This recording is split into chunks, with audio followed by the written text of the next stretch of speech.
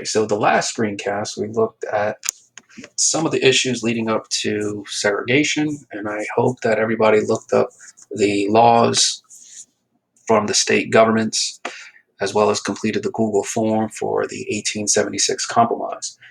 Going back to last class, you were asked to comply with this state law for Alabama, assuming you are the restaurant owner of this particular establishment, and I wanted you to comply with this law. So the law is saying that white and colored people are served in the same room, so everybody is served in the same room. Here, you have to have a solid partition extending from the floor upward 7 feet. So just think about you're the restaurant owner and the state law comes out and says, all right, we have to comply. So now let's just say I come in and here I am, and you make me sit next to this African American family. That might make me feel a little uncomfortable, considering the time prior to the civil rights movement when segregation was definitely a bigger issue in the South. And I might challenge you as the restaurant owner. Say, listen, I know that this law exists, and I demand that partition be put up. So now you are faced as this restaurant owner with complying with this piece of legislation. So how would you go about doing it? Let's take a look at this scenario. My question for you is this partition compliance with this particular law? So I want you to do here is pause it and count the tables. Okay, so my argument would simply be this: separate but equal. We're supposed to have everything the same.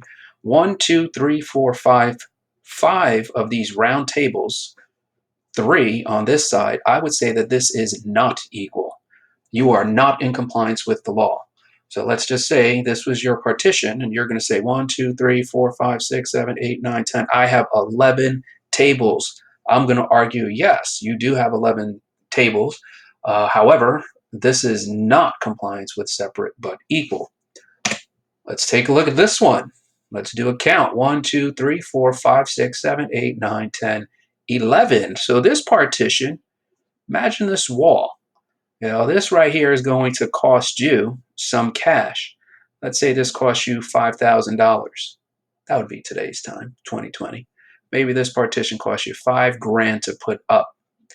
Now we have 4 round tables on each side.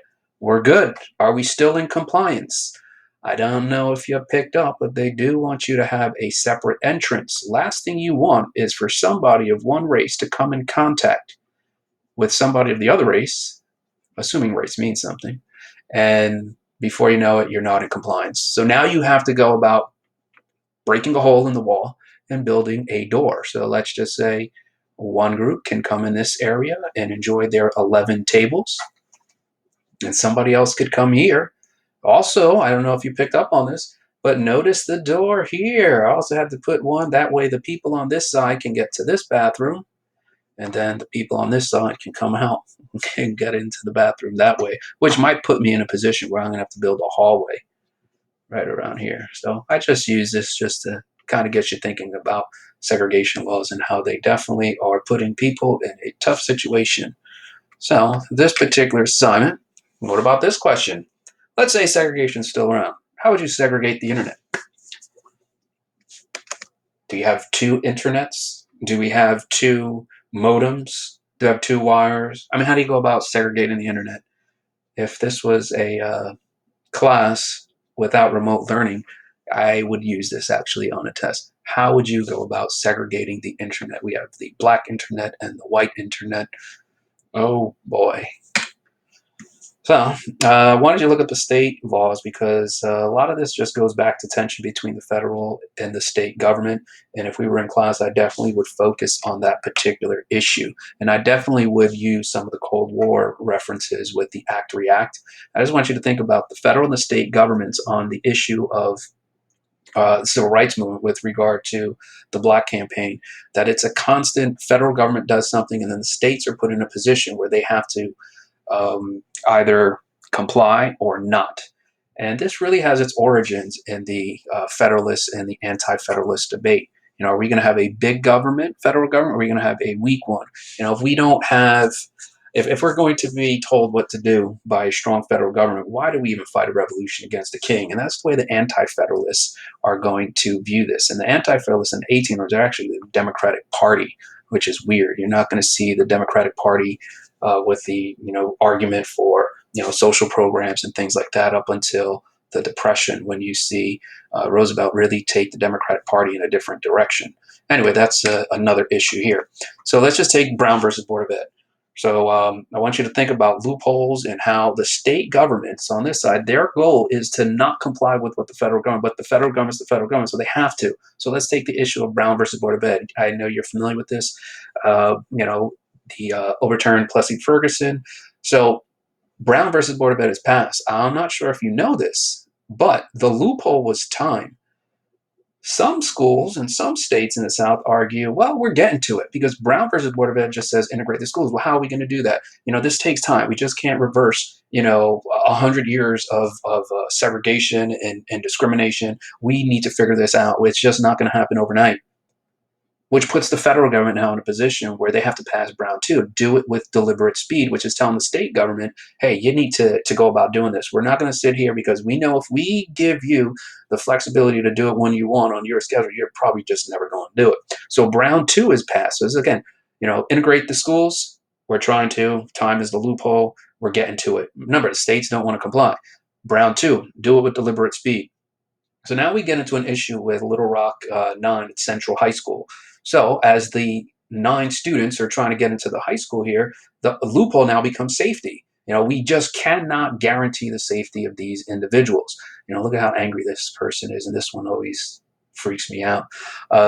Anyway, so safety. We would love to comply with integrating the schools. However, people are just going to act a fool, and that is going to be problematic. So we cannot guarantee the safety. So although we would like to integrate the schools, we're not going to be able to because we can't keep people safe, which puts the federal government in a situation where Eisenhower actually activates the 101st Airborne to go to Central High School to make sure that these 9 students are able to go to school safely. And then following year, schools just get closed down. Remember, the goal here is to not comply. Let's take a look at this. I just did a search just to get you to think about that. There's always this tension when Obama was president and he was trying to pass some sort of universal health care. One of the first states to challenge was Florida. Florida was arguing that the federal government cannot dictate things like healthcare and cannot make certain requirements for people, that was going to be unconstitutional. Let's look at another example. What about the response to the COVID crisis here? Trump has said, the president of the United States has said, well, the states have to do it. And then, of course, the state governors like Andrew Cuomo were saying, well, the federal government has a responsibility here. So it's kind of interesting. Who knows where this is going to end? But Cuomo's been arguing, well, the federal government does have some sort of responsibility. And you look at some of these headlines here. No, Trump can't force states to reopen. So if Trump is going to do that, this could be viewed as the federalist, anti-federalist debate. Force us to comply with your legislation.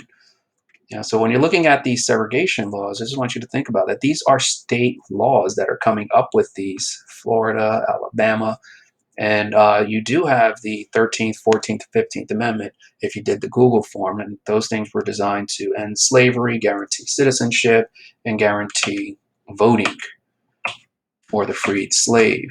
Anyway, I'm just going to assume that you did look in those segregation laws. Let's look at a couple of other examples.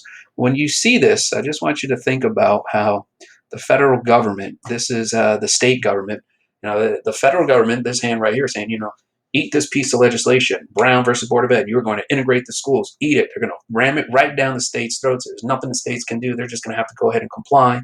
And that just simply means that, hey, you're going to have to do what we want you to do. And that's pretty much it. And keep in mind, some of the states on certain issues do not want to comply. So let's look at a couple of other examples here. What about on the issue of abortion? Abortion has been illegal, and Roe v. Wade says, okay, now women can get make that own decision on their own. We'll see with the Trump administration where they go on the issue of abortion. Are they going to try to reverse it And if the federal government is going to say yes to abortion or no to abortion, it's going to be another example of the federalist government trying to dictate and force us to comply with something that we do not want to comply with. What about the 2004 election, the issue of same-sex marriage? They actually debated this in 2004 in this election. Were they going to come up with a constitutional amendment to clearly define marriage? You know where this is going to go. If the federal government is going to say, yes, we are going to define marriage, it's going to be viewed as another example of the federal government dictating, saying, you need to comply with this. What about transgender bathrooms? Federal government, let's just say they come out and say, hey, we're going to pass federal legislation, transgender bathrooms. Certain states that do not want to comply, they'll look at it and say, you know what, we just don't want to do this. Is another example of the federal government trying to tell us what to do. And if we're going to live in that situation, then why did we fight a revolution against the king? We might as well just stay under his control. What was the point of the American Revolution? What about DACA and immigration? If you don't know, this actually is a former South Brunswick student. You can pause this and kind of read her story. She's definitely somebody who's been arguing with regard to immigration. You know, if the federal government is going to say we're going to stop immigration, we're going to allow immigration, you know where this is going. It's going to be viewed as another example of the federal government trying to dictate and tell us what to do. Segregation laws. Does segregation count? What do the southern states want? They basically want to have home rule. That's where they're going with this. Does segregation count? What do the southern states want? I think these signs are pretty self-explanatory here. Keep in mind, all of this is state, at the state level, which is why I wanted you to complete the Google form. Because if you don't recall, the Civil War, at the end, the South was placed into military districts. When you hear this phrase, home rule, it's a reference to that 1876 disputed election where the South wanted to have home rule to be able to determine. There is a link. After the Compromise of 1876, you start to see a series of laws throughout these southern states, these former districts. After the Civil War, they just start to pass segregation laws, and that's where they come from. They actually called them the Black Codes. If you look up that term, Black Codes, that's going to reference some of that 1800 history there, which is why I wanted you to look up the disputed election, Plessy Ferguson. I'm sure you're familiar with this one. I'm always amazed on this one. So violation of his 13th Amendment, 14th Amendment.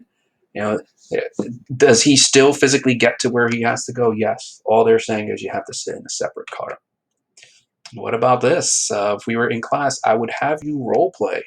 Let's just say one of these individuals happens to be your child and they want to go play on these rides. You would have to explain to this girl, who happens to be your daughter, why she is not allowed to go in. Pause it. Try that. What would you say to your kid? Sorry, you are not allowed to go in there. Why, Mummy? Why can I not go into the park? What's your answer? What about on the issue of voting? 15th Amendment says, free, guarantees the right to vote. Okay, well, you can vote, but good luck making it there. What if there's a threat? What if you have to go in and answer a couple of questions? What about those grandfather clauses that I'm sure you're familiar with from last year? Be another example of the federal government trying to dictate to the states. The 13th Amendment, let's free those slaves. Let's guarantee citizenship. Let's guarantee the right to vote. They're forcing the states in the South to comply, and segregation is nothing more but a response. Okay, we can free the slaves, but at this particular point, we are going to come up with a loophole, and our loophole is going to be separate but equal. They will know their place, and that's what the civil rights movement is all about. It's trying to reverse segregation. The importance of the PowerPoint, feel free to pause it, take a look at that, and hopefully it puts that Hayes-Tilden election into context for you. The Reconstruction Amendments. And that's pretty much it. Possible scenarios for leaders. Where would segregation laws fall on either the pyramid or vicious cycle chart? Think about it. That's it.